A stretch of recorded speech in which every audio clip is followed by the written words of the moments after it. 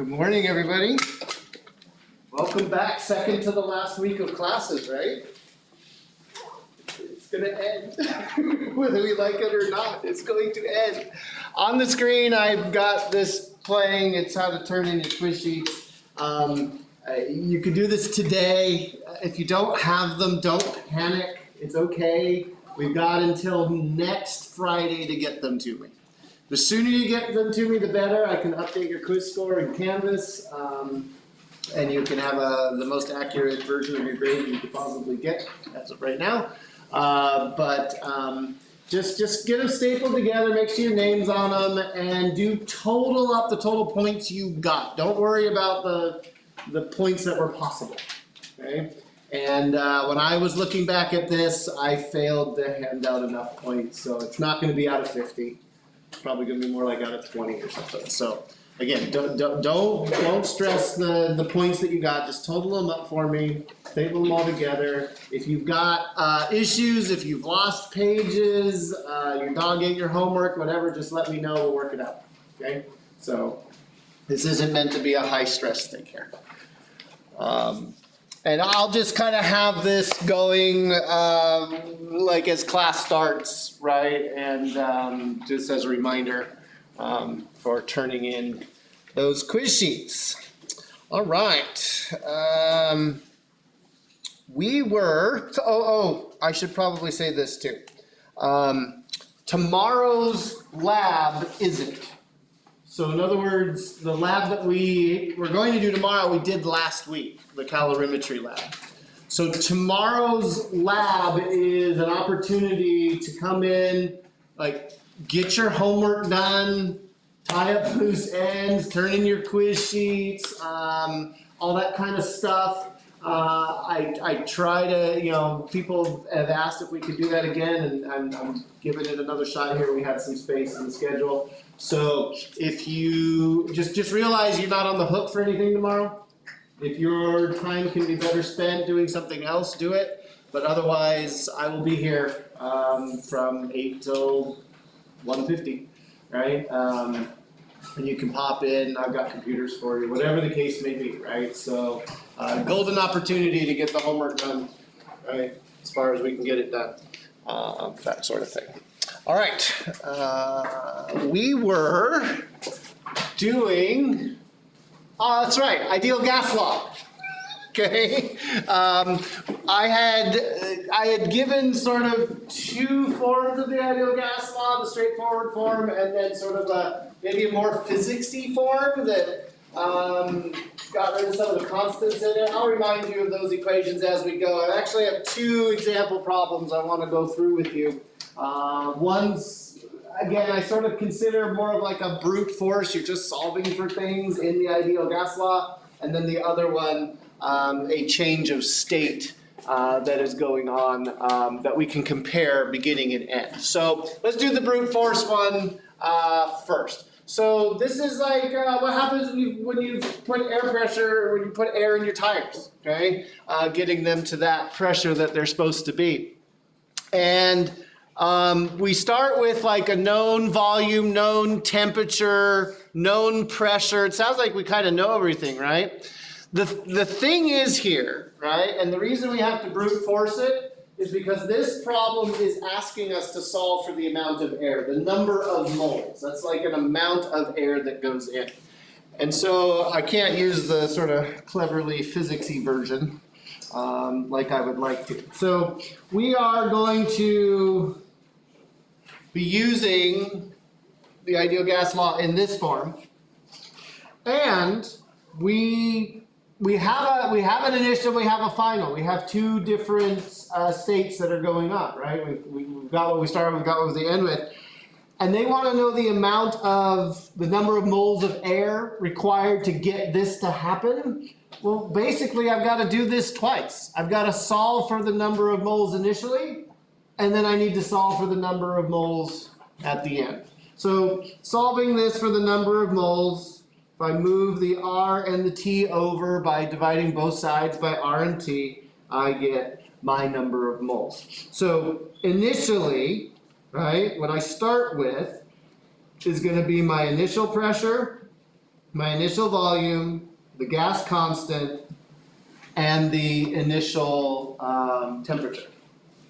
And then the final is going to be same thing, but with the final values on it.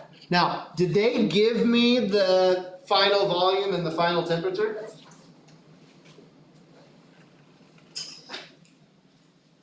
I see initial numbers up there. But what are the final temperature and final volume? Same, right? So those stay constant. Okay? So that's kind of handy. All right. So then it's like it's plug in values, right? And it's kind of nice here. So the initial pressure, they say 212 kPa. What does the K mean? Kilo. You guys got this now. It's great. So that's going to be 212 times 10 to the 3 pascals. And then the volume, they gave me 0.0185 cubic meters. That's all good. Those are both SI units, and so I know I'm safe. All right, and then this gas constant, this value of R. Be careful. Again, if you've had chemistry, you're used to using a different value. In physics, we use 8.31 joules per mole Kelvin, and all of those things are SI units. And so I can just put 8.31, and then I go ahead and I put in the temperature, which thankfully they've given to me already in Kelvin. That's important. If you're doing ideal gas law and you have temperatures in Celsius, you have to convert them to Kelvin. The ideal gas law requires Kelvin as a temperature. Otherwise, it's going to go south really, really fast. Let's see. When I did this, I got the number of 1.61. Unit-wise, I'm solving for the number of moles, and so this is 1.61 moles. All right. Then I do the same thing on the final side. My pressure is going to be different, 252 times 10 to the 3 pascals, but my volume is going to be the same according to the problem. My gas constant never changes, and my temperature is going to be the same. So when I do that one, I got 1.91 moles. And so what's the amount of air that went in? Like the difference, isn't it? I ended with that. I started with that, which looks like that is 0.3 moles of air. So when you're working the ideal gas law in its, what I like to call its raw or brute strength form, okay? It figure out the thing that they're asking for and be very careful with your units, right? If they're giving pressures in atmospheres, I convert those into pascals, right? Unless you're very savvy with the way the chemistry gas constant is. And again, if you want to do it the chemistry way on your exam, I'm not going to fault you for that. I can read chemistry. I can read different unit systems, right? I'm not going to mark you down just because you don't use the SI unit system. If you do it wrong, I'm going to catch you out on it, right? But if you learn the other way and you want to keep doing it that way, there's nothing wrong with that. All right, let's see what I like to call the more elegant way of doing. Yeah, it's going to be on the PDF. Sorry, got that. I got that ace in my hole. All right, so here, so the key difference in this problem, okay, the thing that kind of gives away that I can use this other form of the ideal gas law, which last time I presented to you like this, okay, is that we are not changing the number of moles of gas in this problem. How do I know that? Okay, we have a balloon, and one of the key features of balloons is that once you fill them up, you really don't do anything else, right? Like you don't let the air in or out or any of that kind of stuff. We are changing, right, volume because of a change in temperature. It says pressure remains constant, so the pressure before and after are going to be exactly the same. But since the amount of gas in this system doesn't change, I can use this form right here. Now, that isn't to say that if you did the brute force method, right, you went and solved for things, you would still get the right answer, assuming you did all the math correct. It's just it gets more mathy. There's a lot more sort of things in algebra to keep track of. This statement right here assumes that the number of moles stays the same, and if it does, then we are home free and it's kind of already solved for us. This is somewhat unique to the way physicists approach thermodynamics. Chemists are often changing the amount of reagent that they have. They're adding gas or doing something else, right?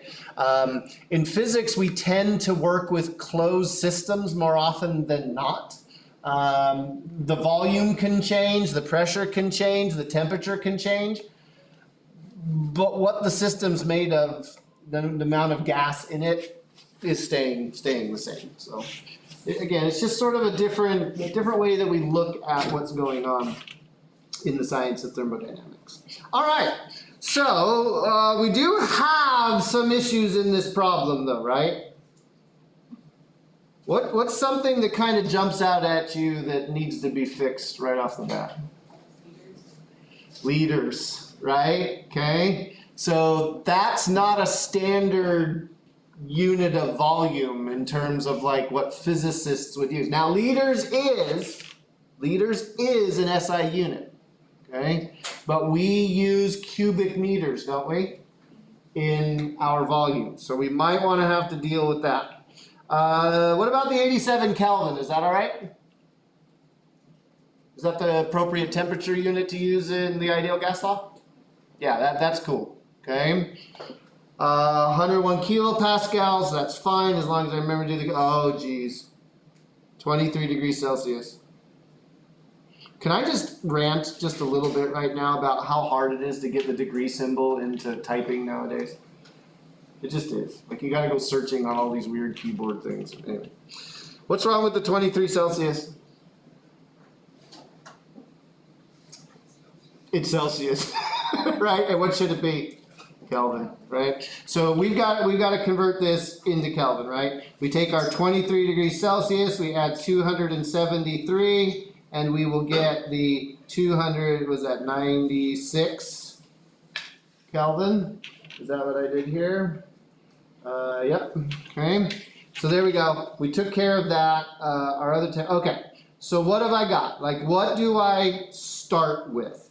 My initial pressure, okay, is 101 times 10 to the 3 pascals, right? My initial volume, we haven't done anything with that 3 liters, right? But let's leave that alone for just a second. And my initial temperature is 87 Kelvin. And then on the other side, okay, we're told that the pressure remains constant, so it's still at 101, not 1.0, 101 times 10 to the 3 pascals. Our new volume is what we're looking for. So I've sort of defaulted here to the list mentality of visualization. And the temperature, my second temperature, I already found 296 Kelvin. So let's do some a little bit of algebra here. Okay, so with this, since the pressures are the same on both sides here, what can I do with them? We can cancel them out, right? If I divide both sides by the same pressure, those go away, don't they? I'm solving for V2, right? I want my final volume. So I'm going to multiply both sides by T2. T2 on this side, T2 on the other. That one cancels, right? And I'm left with T2 over T1 times my initial volume equals my final volume. Is that V1 or V2 on that? On the right-hand side, it's a V2. V1 on the left, V2 on the right. All right, so I'm looking at this, okay, and I'm going, wait a second. I don't need to do anything with my volume units. If I take T2, the 296 Kelvin, and I divide by my T1, the 87 Kelvin, what happens to those units right there? They cancel each other out. I have formed a ratio of the temperatures. And then if I put my volume in 3 liters, what unit is going to come out for my volume? It's going to be liters, right? And I bet you Wiley Plus has probably done the annoying thing and asked you for like a non-standard unit, right? Okay, and so maybe it's better to just stay in liters. But if you had to convert, right, between liters and cubic meters, does anybody know what the conversion is? Where would you go to find it? Internet, Google, right? Siri. Google lady. She doesn't have a name, does she? Right? But like, yeah, hey Google, right? So you can go look it up. I believe this is off the top of my head here. I think there are 1,000 liters in a cubic meter. Hey Siri, how many liters are there in a cubic meter? Yep, 1,000. Okay, so I knew it was a factor of 10, and I was pretty sure it was 1,000. Anyway, when you do all this, I got 10.2 liters. And again, 1,000 liters in 1 cubic meter is your conversion factor if you want to go back and forth. The ideal gas law isn't, we're on a limb here, I probably should say stuff like this. It isn't terribly difficult as far as mathematics is concerned. We've been up against much worse, right? Newton's second law that like just has this ability to generate equations, like 4 equations with 4 unknowns, and then you're in this like algebra jungle, right? It can be very difficult mathematically. The ideal gas law doesn't have that same complexity. It's a single equation, and you're just solving for one thing. Where the complexity and where you can get sort of caught up and make errors are in the units, right? And not being careful with units. Making sure that your temperature is always in Kelvin, and to be safe, your volumes are always in cubic meters, and your pressures are always in pascals. If you're using the 8.31 joules per mole Kelvin gas constant. Of course, physics teachers, physics textbook authors, all that kind of stuff, we have this ability to just make even the simplest things the worst possible homework problem, and you end up spending 5 hours on the same problem. That's all still true, but in the grand scheme of like holding these things in your head, the ideal gas law tends to be very plug and chug, kind of like how I describe it. I do want to make a passing mention of some of the stuff in chapter 14 that we are not going to do in any sort of detail beyond just a conceptual quick plunge in and out of. The ideal gas law and the things I'm about to talk about from chapter 14 and 15, they revolve around a formulation of how gases work that's called kinetic theory. Okay? It treats all gas molecules a little bit like little tiny billiard balls, and the problem becomes one of conservation of momentum that we've talked about before. And kinetic theory makes a lot of assumptions. The really cool thing about it, back up. Kinetic theory of gases is awful. The reason we are skipping most of this math is that it is just terrible. You have to take statistics, the mathematics of statistics, and merge it with all 4 of the toolboxes that you know. Energy, momentum, forces, all that kind of thing. Like, if that sounds like your worst nightmare, that's because it is. I had to take that class. right? It's called statistical mechanics. Basically, what you're doing is you're saying, look, if I have a sample of gas, there's just trillions upon trillions upon trillions of gas molecules in my box of gas. And to have to calculate the interactions of all of those things, I mean, supercomputers can't even do that. So we step back and we take a statistics approach, where instead of talking about an individual, we talk about sort of what the population is doing, and we do averages, and we do all kinds of crazy statistics on this thing. And as bad as that sounds, and as bad as it gets, there are actually some very interesting and incredible and surprising results that fall out the other side. So just trust me when I say it's a big black box that you really don't want to get into. But here's the punchline, and here's what's amazing, and here's the things that we're going to need to be able to talk about thermodynamic systems in the chapter that's coming up. One of the results of the kinetic theory of gases is that we can calculate the average kinetic energy of a gas molecule. Not saying that, I can tell you exactly what the kinetic energy of a gas molecule is in this room, but I can tell you, on average, what it's going to be, and that kinetic energy, that average kinetic energy, is going to be actually something that's pretty darn simple. 3/2 times a constant called the Boltzmann constant times the temperature in Kelvin. Like that's it.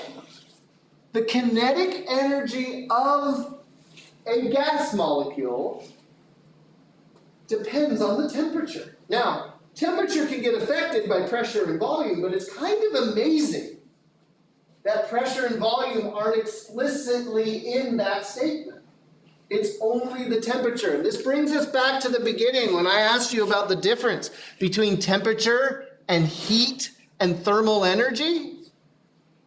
We discovered together that temperature was a measure of an average, wasn't it? It wasn't the total amount of energy something had. It was a measure of an average. And it turns out to be the average kinetic energy. Okay. What is the Boltzmann constant? The Boltzmann constant is a number. You really don't want to know any more about it than that, because if you try, you're going to end up doing statistics that will curl your hair. 1.38 times 10 to the minus 23 joules per Kelvin. When I make a statement like that, it's going to curl your hair. I'm not saying you can't do it. I know you can do it, right? It takes time, and it takes effort, and it is difficult, but it's not impossible. You are smart enough.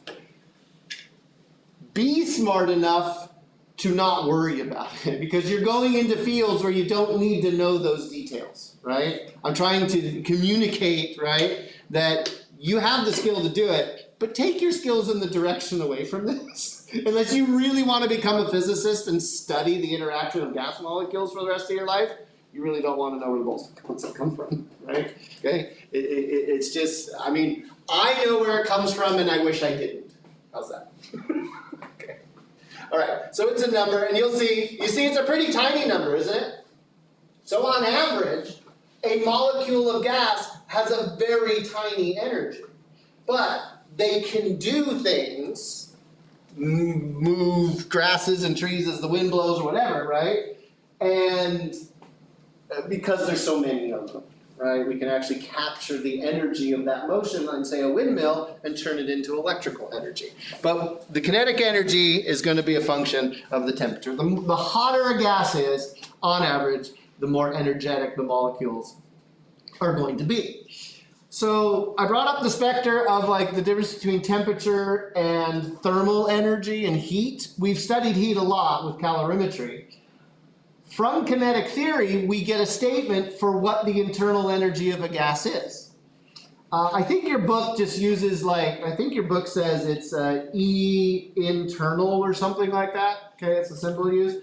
Everywhere else, except this book, uses the symbol U, capital U. So if you see that in a video somewhere, I oftentimes have trouble remembering that it's E internal, right? In the way your book is. If you see me draw U, U is the general symbol for any kind of potential energy, and thermal energy is a form of potential energy. So the internal energy, the amount of thermal energy that a gas has, okay, again, turns out to be something incredibly simple. It's 3 halves. There's a mystery there as to why 3 halves keeps coming up. The number of moles, so that clocks, that makes sense. Total energy should depend on the amount of stuff that you have, right? So you were at. That's an n, it's little tiny n, number of moles, okay? And then there's the gas constant flowing around in there. I'm like, okay, fine, gas constant, we're talking about gases anyway, right? And then the last thing, again, is the temperature. And again, that flows. It makes a bit of sense that the total energy not only would depend on how much of the material you have, but how hot or cold it is, right? Because on average, the hotter something is, the more energy it's going to have per molecule. We multiply by the number of molecules, and we get the total. Yeah, Jay. Is there a relation between the constant and R? Well, it's the same R, the gas constant we had from the ideal gas law, 8.31. Was that your question? Or are you saying why does NR keep coming up? Or NR and KB, like, are there like? Oh, is there? Yeah, not really. I know that looks like you just want to say that the Boltzmann constant is the number of moles times R. It's not. Okay. Yeah. Good pattern matching there, right? Okay. There's a lot of stuff hiding behind the scenes. I really don't want to go into it. The 3 halves is actually the scarier thing. Alright? I don't wanna know. Well, let me just, I know you don't want to know, I'm going to tell you anyway. Remember how I taught you that molecules can dance either by vibrating, twirling, or translating? You remember that? Okay? That's the 3 halves. Each one of those has a half multiplier, don't ask why, and then there's 3 of those modes, okay? And so that factor of 3 halves, like, kind of just, it crops up all over the statistics, right? And it's kind of interesting because it falls back on the vibrational modes of molecules. Okay, so but wait, there's more. Okay? There's a lot of stuff that we can pull out of it. But among, I think, the most interesting, or at least the one that we're going to focus on because that's what the state of California wants you to focus on, is an idea about how fast gas molecules go. We know we can find the total energy of the system. We can find, on average, what one of those molecules' kinetic energy is going to be. But if we step back and we ask the question, okay, well, if we know the kinetic energy, we can find out how fast it's going? Let's calculate the speed of a gas molecule here in this room, right? Well, that's a problem. And the problem comes back to statistics. Remember, we are doing statistics on trillions upon trillions of gas molecules, this huge population. We can find an average. But really, shouldn't the average be 0? Like think about it right now, okay? Is the air in this room like hitting you from one direction?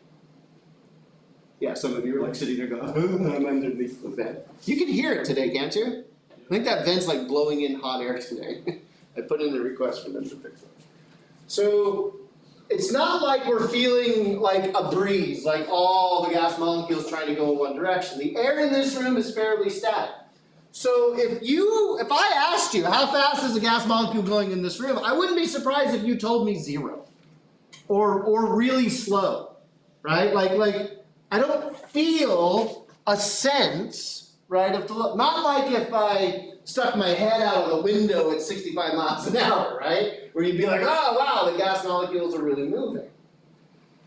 And so, in the true statistical sense, the average speed, for every molecule I've got moving this way at some speed, because I've got trillions upon trillions of them, there's 100% chance I've got another molecule that's moving at exactly the same speed in the opposite direction.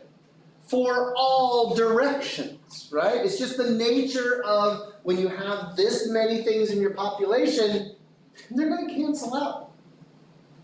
And so the answer should be 0, but there's a way to get around that average. Statistics have a lot of tricks for getting around. You can calculate the averages for things where the average should be 0 and not get 0. And one of those ways, don't worry too much about this, one of those ways is called calculating the root mean square. This is a trick, okay? You literally take the thing that would have an average of 0, square all of the points of data, everything in the table, every number you've got in your population, positive or negative, and you square. And what happens to negative numbers when you square them? They all become positive, right? And so boom, we fixed the problem of negative numbers causing our average to go to 0. But now we've inflated all the values, right? So square all the values, take their average, that bar over the top means take an average, and now because we have squared everything, it's artificially high, how do you get rid of a square? Square root. That is what the root mean square value is. Taking the square root of a mean, the average, of things that you have squared. Again, don't worry about what's in green, you don't need to understand that. Just understand that an RMS value is an average, a different statistical average. Well, we can now figure out what the root mean square value for the velocity should be in a gas. It turns out to be the square root of 3 times the Boltzmann constant times the temperature. Oh yeah, some of this coming back to you from chemistry? No, it's just a cycle. Oh, okay. That's all of this. Yes, right, okay. Over the mass of the gas atom or molecule. That's one way to write it.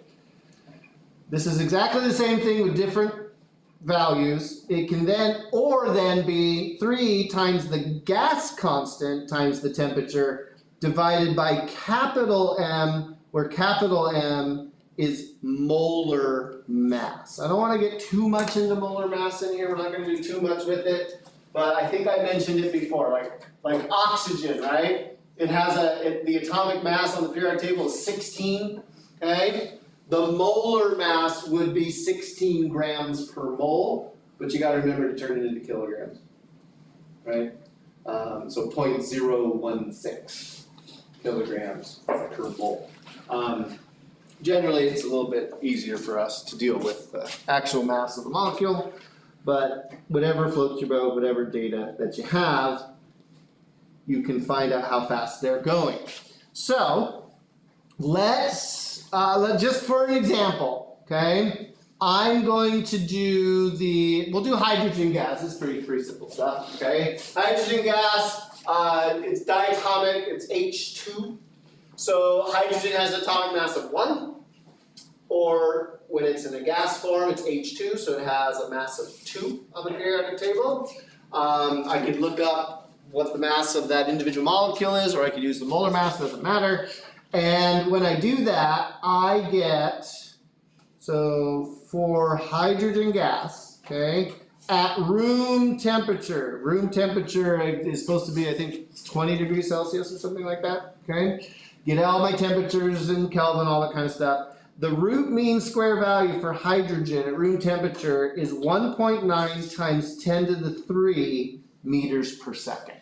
How much of this should we be writing down? Yeah, it'll be on the PDF.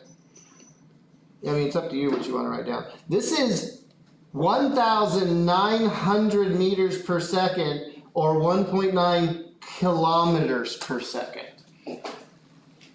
A hydrogen molecule at room temperature is moving like fast. That is, let's see, 1 about 1/4 the speed necessary to get into orbit. Right? This is moving, and yet, if I expose you to a bunch of hydrogen gas molecules at room temperature, you'd be like, oh, I don't feel anything. Right? We're getting hit all the time by these gas molecules that are moving at kilometers per second, and we don't feel it. Again, because on average, right, we're being hit from all directions. It's only like when the wind blows and forces all of the air to go in one direction that we can really kind of start feeling these interactions. Or if we take an air compressor, pressurize it, and then force the air to all go in one direction, that we start feeling what's going on.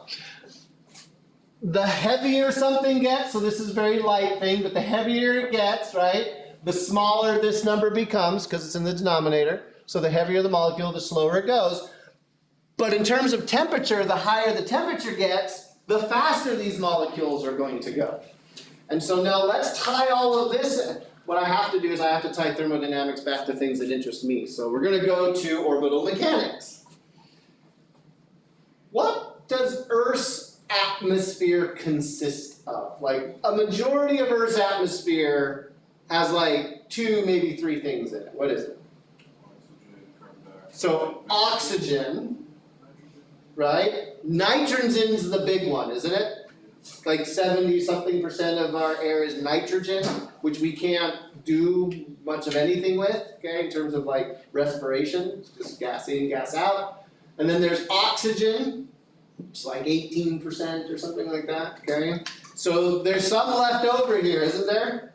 So there's carbon dioxide. There's actually a little bit of argon, that clocks in at about 1%, okay? And then there's like 1% of other, right, okay? And in Fresno, don't ask what the other is.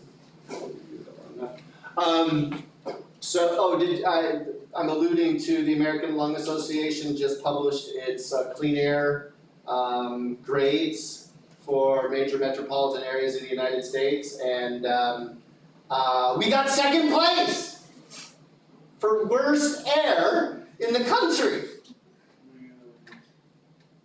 No, that's not something to celebrate. Do you know what place we were last year?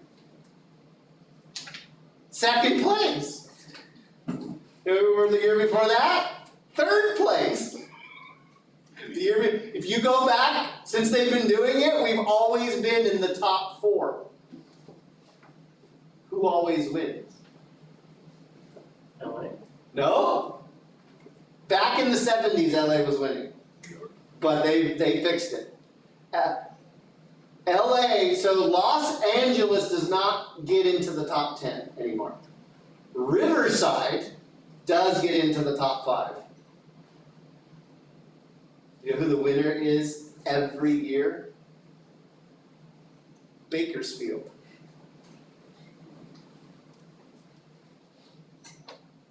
This is the order, and these flip-flop, but the top 3 are always Bakersfield, Fresno, Visalia. And then it'll like Eugene, Oregon. Where's Eugene? Nobody's heard of Eugene, right? Okay. Eugene's a little bit like Bakersfield in the sense that it's kind of surrounded on 3 sides by mountains, so the air really can't get out, right? So we get a lot of bad air from San Francisco, piles into the San Joaquin Valley. Eugene gets a lot of bad air from Portland, right? So it's just kind of collecting in it. Dallas is kind of new on the list, but anyway, I can't remember what the others are. But yeah, like oh, Fresno. It's terrible, absolutely terrible. Okay, where was I going with it? Oh, the 1%. So as you go up in the atmosphere, the temperature gets lower. Like it gets colder the higher up you go in the mountains, that kind of stuff, until you get like, I don't know, about 3 times higher than Mount Everest, okay? When all of a sudden the temperature inverts and it gets really, really hot. It's a portion of our atmosphere called the thermosphere. And it's not uncommon for gas molecules to have temperatures in the hundreds, 400, 500, 600 degrees Celsius, right? You're like, well, why isn't the Earth glowing? The atmosphere is so thin there, right? There's so few gas molecules, but they're moving really fast. The Earth's atmosphere does not have, notably, does not contain any hydrogen gas. It doesn't contain any helium gas. In fact, the first gas, right, that we kind of like really start hanging on to on the periodic, so hydrogen no, helium no, lithium, beryllium, all those are solids. We get to nitrogen, finally we're holding on to nitrogen, oxygen, good thing, right, and then some of the other. So, why? Why do we not have any hydrogen or helium in our atmosphere? Why does the moon not have an atmosphere? And why is Mars's atmosphere primarily carbon dioxide? And why is the sun made of hydrogen and helium? There's a common factor to all of those questions, and it turns out to be the speed the gas molecules can go. Hydrogen and helium can achieve escape velocity, and do. If they heat up enough, their root mean square velocities exceed the escape velocity for Earth, and therefore hydrogen and helium leaks into space from our planet. The moon has a very, very thin atmosphere. It's very tenuous. It's practically a vacuum. It's difficult to measure. We certainly couldn't breathe there.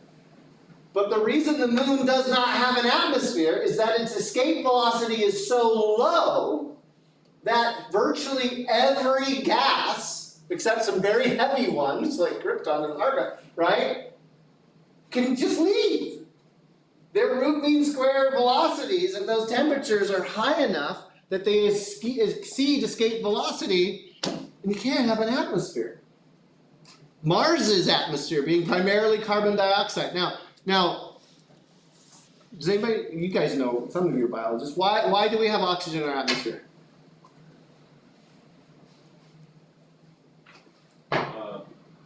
Plant life and algae breathe in carbon dioxide, exhale. Long time ago, our atmosphere did not, oxygen was poisonous to the bacteria and other things that lived here.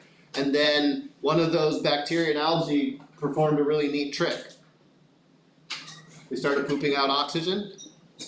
And then there was it's called the oxygen catastrophe.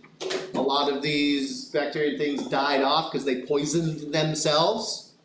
A little bit like humans, right? We're poisoning ourselves, right? Okay. And the ratio of gases shifted, right? Well, on Mars, as far as we can tell, life never got a chance. And so what was left behind was carbon dioxide. It was the thing that Mars could hold on to. Everything else, there's no reason, there's nothing making oxygen, right? So the chemistry of atmospheres depends on a lot of different factors. But one of those factors is the ability of a planetary body to hold on to that gas. The sun is made of hydrogen and helium because hydrogen and helium cannot escape the sun's gravity. Jupiter and Saturn are big enough planets that they have hydrogen and helium atmospheres. Their masses are so big and their escape speeds are so big that regardless of the temperature, they can hold on to their hydrogen and helium. So I don't know. I try to find the rainbows and the silver linings in every topic, and as much as I hate thermodynamics, there are some cool things about it that I can't ignore. Is escape speed related to like the force of gravity? Yeah, remember we calculated it? So since Square root of big G, big M over R. So like since like some big planets are like so big, it's really just molecules all around. Yeah, it just holds on to those gases, and they, no matter how hot they get, they can't escape. Yeah, that's exactly what's going on. All right. Just before we leave whatever chapter we're in, I think it's 14, going into 15, let's just talk really quickly about evaporation and condensation, because we did, and this has to do with kinetic theory, we talked about phase changes. We talked about when things melt and when things boil. Evaporation and condensation are also phase changes. In evaporation, a liquid is being turned into a gas. And in condensation, a gas is being turned back into a liquid. It's just that evaporation and condensation can happen at any temperature. It's a phase change that can occur at any temperature, not just the melting or boiling point of that substance. How is that, Mr. Bale? Like, it seems like it's doing sort of an end run around latent heat and all that kind of stuff. Well, it comes back to the kinetic theory of gases. I want you to do an experiment right here, right now. I want you to hold your hand up, okay, with the back of your hand towards your face, kind of bring it up a little bit close, and I want you to just blow on the back of your hand. What did you feel? The temperature, what did you feel on your back of your hand? It felt cold, didn't it? Okay, this is what happened. There are water molecules on the surface of your skin. You just took some very fast moving molecules with your breath, right? And blew on your hand. Those fast moving molecules imparted some of their energy to the water molecules on their skin, getting them to the point and coaxing them into the gas phase. It's a little bit like there's a bunch of, you've got the surface of your skin, right, okay? And you've got a bunch of these water molecules that are all sitting around. And some of them just have very low speeds and little kinetic energy. They really don't want to go anywhere. But then there are some, especially ones near the surface, like, ooh, can I be a gas? Can I be a gas? Can I be a, right? They just need a little push. And what they get is a bunch of these gas molecules flying across the surface, going really fast, and they trade a little bit of their energy. Hey, you guys, and they pick them up out of the liquid phase and into the gas phase, and they move away. So what just happened? The total energy changed. We took members of the molecules of water on your skin that had lots of energy and removed them. So what happened to the average energy of the water molecules left on your skin? If we take away the fast ones, the high energy ones, what happens to the average? It goes down, right? We took all the high numbers out, and so our average gets lower. And when the average energy goes down, the temperature goes down, doesn't it? And we feel that cold, the heat flow of things being removed. Okay, same experiment, only this time instead of blowing like really, I still want you to kind of blow fast, but I want you to open your mouth as wide as you can and do a kind of blow on the back, okay? Ooh, what did that one feel like? That one felt warm. So whereas the first one is evaporation, this second one is condensation. What you did in opening your mouth wide is you took a lot of moist and slow-moving molecules and blew them on the back of your hand. So, on the surface of your skin, again, right, we've got all these water molecules that are sitting here, and now we've got a lot of gas molecules that are in the gas phase, but they are moving slowly. As a matter of fact, they're tired and they don't want to keep moving as fast as they do. And so in order to transition into the liquid phase, they have to kind of drop their energies. And so they're going to join those molecules that are already water on your skin, already liquid water, and they're delivering energy to your skin. We are increasing the amount of overall energy per molecule, which means the temperature is going to go up. So evaporation and condensation can happen at any temperature, and it's a game of averages. And are we coaxing things into a gas phase where the amount of energy drops, right? Where we're removing things, or are we adding energy to the system, causing an increase in the overall average and the overall temperature? Why is it that you're taking a shower and you want to towel off inside the shower so it doesn't drip? I don't know. I care less about dripping all over my bathroom. It's cold out there, right? You taking a hot shower, you step out without toweling off, it gets cold, doesn't it? That is because you've been inside of a warm environment, right? You've got a lot of warm, high energy molecules on your skin. And when you step out into the colder air of the bathroom, what are those molecules going to start doing? They're high energy. They're going to start evaporating. And as soon as evaporation takes place, the average energy of molecules of water on your skin is going to drop. And it's going to feel colder. You'll feel the energy leaving your skin. Yeah? Is that like the whole concept of like sweat? Yes. Okay. So this is how we stay cool in the summer, right? Okay. This is how our body regulates its internal temperature.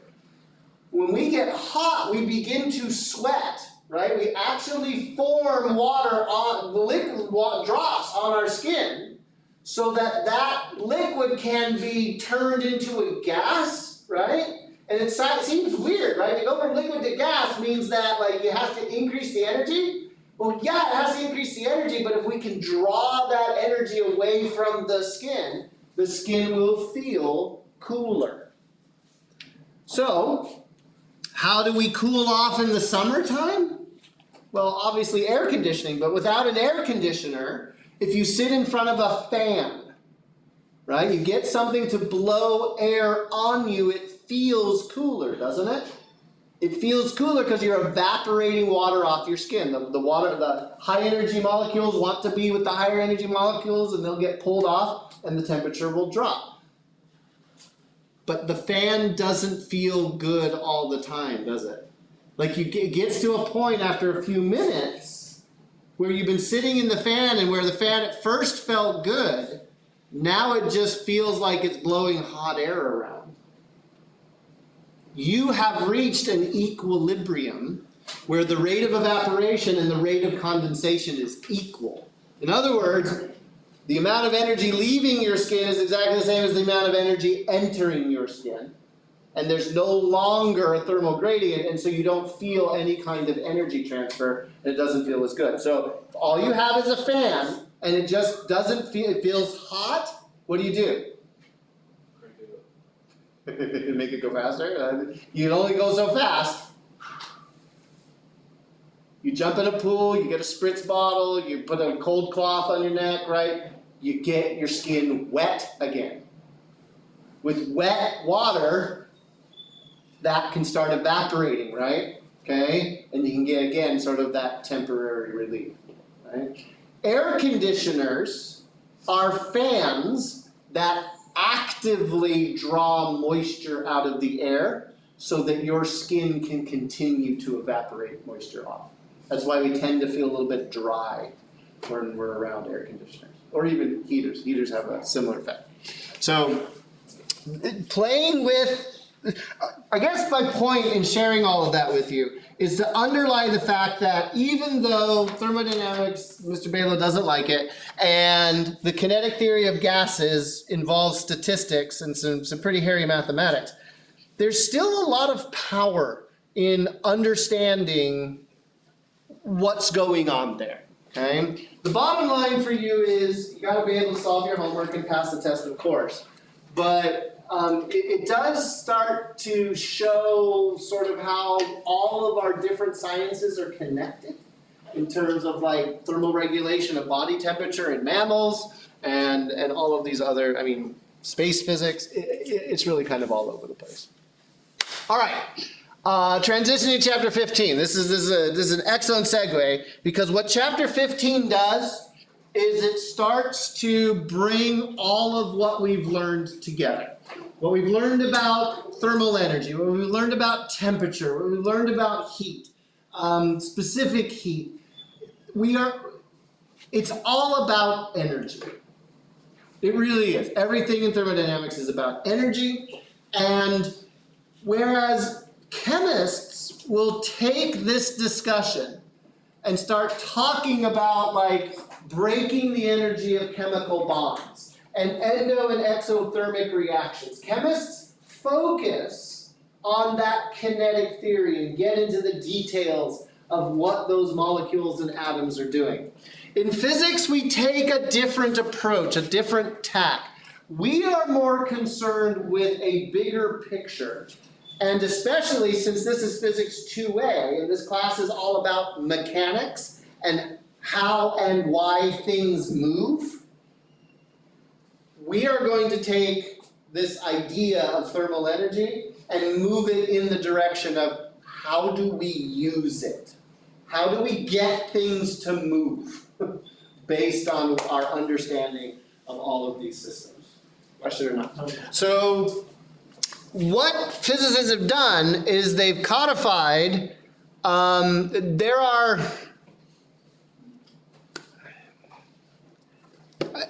technically there's 4 laws of thermodynamics. We're going to learn the first and second laws of thermodynamics. There's a third law of thermodynamics, which is kind of stupid, and then there's a 0th law of thermodynamics that was discovered after the first and second. It's just, I'm sorry, it's one of the reasons I don't like thermodynamics. You don't have to worry about the 0th or the third. Basically, the 0th and the third define temperature, okay? Like what it is. Average kinetic energy or something. The 0th talks about what it means for a system to be in equilibrium. What does it mean for a system to be in equilibrium? What do you know about the temperatures of 2 things if they are in equilibrium? The same. Right? Equilibrium means same, right? Or balanced. So we're going to concentrate more of our efforts in the first and second law, discovered in that historical order, by the way. First, second, 0th, third. All right, why not just renumber them? Apparently it was too late. The first law of thermodynamics is going to look new. It's going to look different.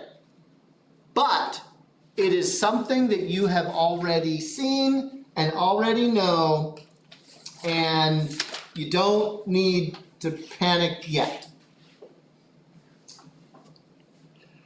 First law of thermodynamics. The change in internal energy of a thermodynamic system is the difference between the amount of heat that that system receives and the work that that system does.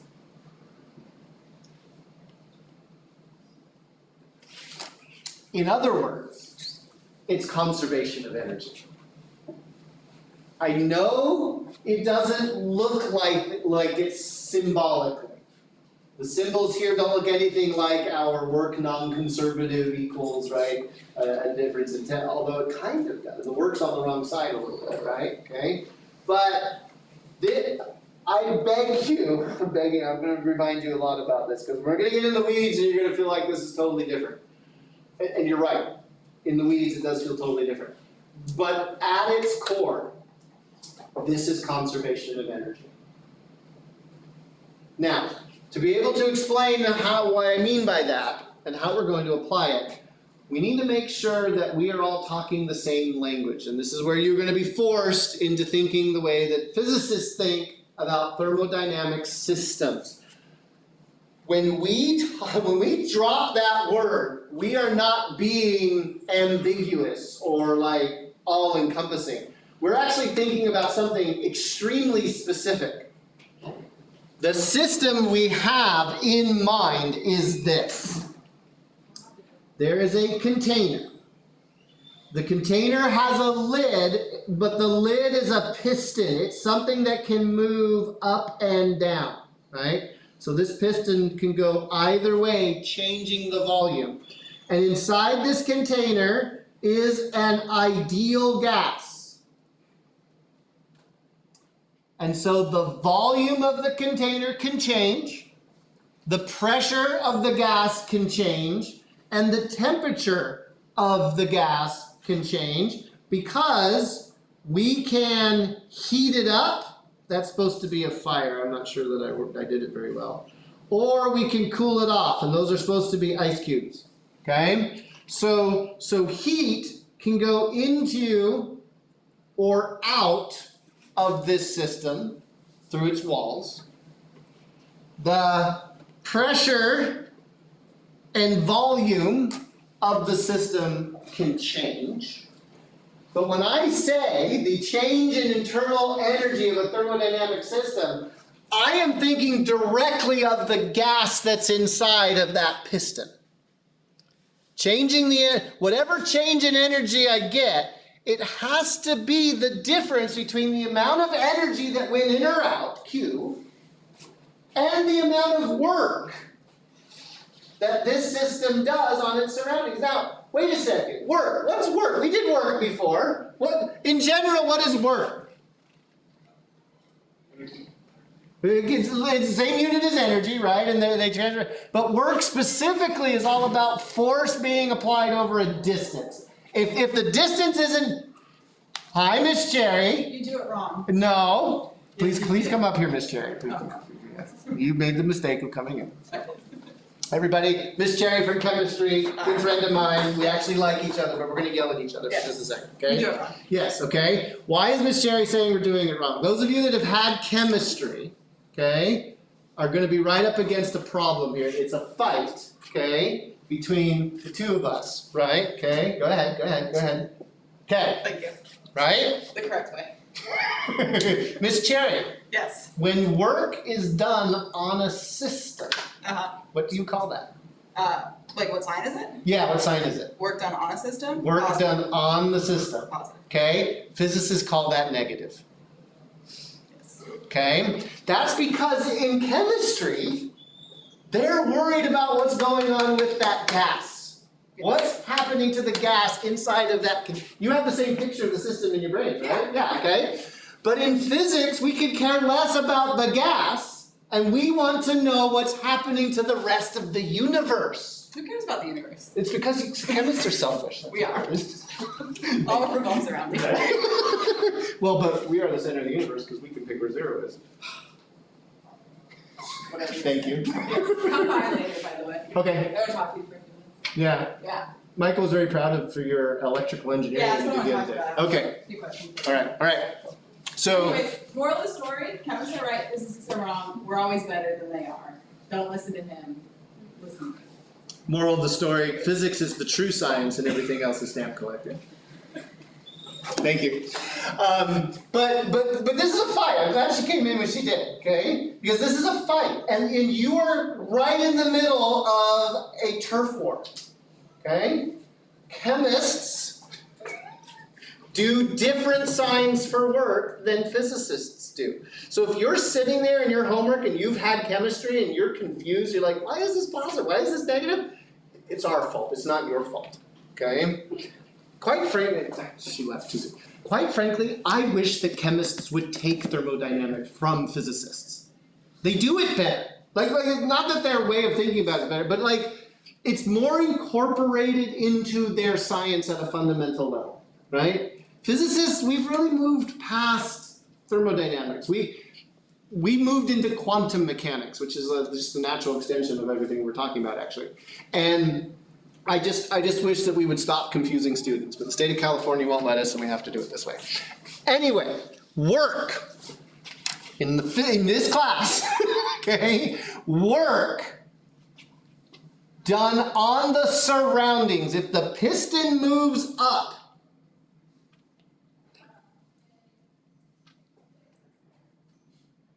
this is positive work.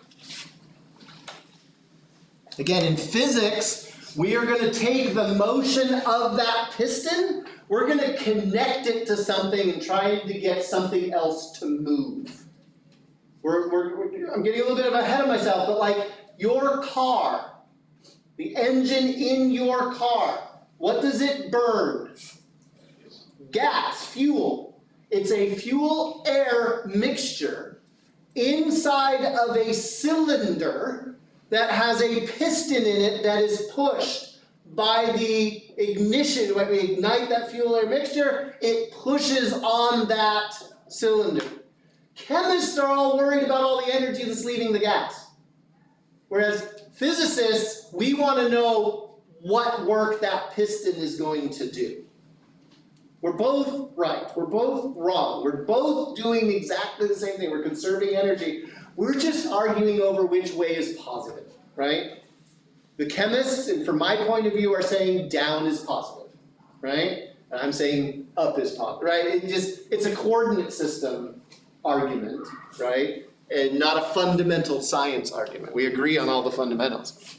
But just watch out for that, okay? So, what happens, what is work if the piston pushes down on the gas? It's negative, okay? So, just be aware of that. There's a slight difference too in heat. Again, everything's kind of, not necessarily flipped, but Q is positive when the system is gaining energy. Heating it up, Q is positive. Okay, and this is consistent with the way chemists do it and with all of the calorimetry that we did in the previous chapter. Right? Okay, you're heating something up, cooling something off, so on and so forth. Okay, so that's like the coordinate system. That's the picture we have in our head. So how is this conservation of energy? Notice, right, that in order for the change in internal energy to be zero, Q and W have to be the same, don't they? Whatever numbers they are, they have to be equal, because the same number minus same number is going to be zero. Meaning that all the energy, let's say we heat that gas up, right? All of that heat energy gets turned into moving that piston. That's conservation of energy, right? We haven't lost the energy, it hasn't gone anywhere. But if we don't get the same amount of work out compared to the energy we put in, where did it go? Where did the excess energy go? It went into changing the internal energy of that gas. It's like it got stored as potential energy, right? Or drawn out or something like that.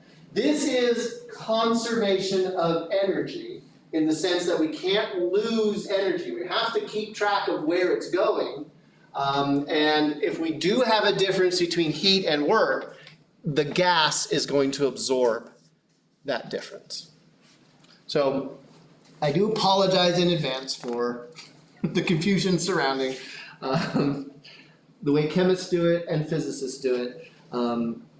They're just, for hundreds of years, there's been no agreement. You think Congress is bad, right? Chemists and physicists have been arguing about this for almost 400 years. There's no hope for humans, right? All right. I always have hope for humans. Humans are amazing. And terrible in equal amounts. All right. So the average is 0. What's the root mean square value of a human? No, don't answer that question. Change it. Internal energy, not the change, but just the internal energy going back to what we learned from kinetic theory. And I'm just going to put it on this screen so that you have all the things in the right place. 3/2 nRT, right? So we can calculate what the internal energy of the gas is, but when we change the internal energy, what's changing on the other side of the equation? Does the 3/2 change? What about the number of moles? Here in this thermodynamic system, the amount of gas doesn't change. Its volume changes, pressure changes, but the amount stays the same. The gas constant doesn't change. What's the only other thing that can change? Temperature, right? So changes in internal energy are going to be tracked by changes in temperature. But we don't have to know the change in temperature if we know how much energy went in and how much work was done, right? We know those two things, we can find the internal energy and not have to worry about the temperature at all. All right. So that's the first law of thermodynamics. And it brings up a concept of something we're going to call thermodynamic processes. And there are 4 that we are going to talk about. And these thermodynamic processes, the other thing I probably should have put on that, let me go back real quick. The other thing we're going to need to use a lot is the ideal gas law in connection with the first law of thermodynamics. Because it's an ideal gas inside of this system. So all of those rules that we learned about ideal gases apply, right? So anyway, sorry. Just keeping all of the tools, right, on one screen, even though I'm kind of like, we're bringing all the tools forward, right, from that other chapter. The four processes that we are going to concern ourselves with have to do with what's staying the same. So there are situations where we could be doing, say, heating something up, but keeping the volume constant. Again, in that thermodynamic system, if the volume is staying constant, what's the piston not doing? It's not moving, right? The volume only changes when the piston goes up or down. So if the volume remains constant and we put a bunch of heat in, the work is zero. That means all that heat changed the internal energy of the gas. Again, we're applying the first law of thermodynamics. And similar situations are going to come up. So these are, because of the ideal gas law, this is heresy. I didn't bring that. Okay, right? But because of the ideal gas law, because this system is an ideal gas, right? We could keep the pressure constant and change the volume and the temperature. We could keep the volume constant and change the pressure and the temperature. Or we could keep the temperature constant and change the pressure and volume. There's a fourth one that we're going to talk about called an adiabatic process that keeps the heat at zero. We don't let it's like perfectly insulated. More on that one later. Okay. We're not going to change the number of moles of gas, and of course the gas constant stays the same no matter what. There are words on this screen that you will see in book, YouTube. I will probably slip up and say these words. These are Latin words to describe these processes. The Latin root for pressure is bario. So iso, when stuck on the front of a word, means to keep the same. Okay? So isobaric is literally same pressure. Choros is the Latin word, I think, root for volume or space. And so isochoric, again, you've probably heard about isobaric processes if you did anything in chemistry or whatever, right? But you probably haven't heard isochoric, right? That's a constant volume process. Therm, you know the root, that Latin root, what's thermos? Temperature, okay? And so isotherm, right? Same temperature. Again, I guess we teach you Greek and Latin in physics class, okay? If you hear those terms being thrown around, right? Those are the terms that when you get into this stuff and use it enough. Sometimes it can be a little bit difficult to be constantly saying constant temperature, constant pressure, constant volume. Sometimes it's just fast to say isothermic. Okay? Although don't count the number of syllables, they might all be the same. Anyway, it is the way it is. I'm letting you know, there is no other term for adiabat. I'm going to call it an adiabat, and we'll get to it when we get there. But I'll do my best to just say constant pressure, constant volume, constant temperature, right, as we go. I'm out of time. Again, tomorrow, lab is what? Not lab, it's grass, right? So an opportunity to come in, get your homework done. If you're on campus and you wanted to do some other kind of homework, I won't help you with it, but you're certainly welcome to use the room. I've got computers and all that kind of stuff too, so. May or may not see you tomorrow, but I will definitely see you Thursday.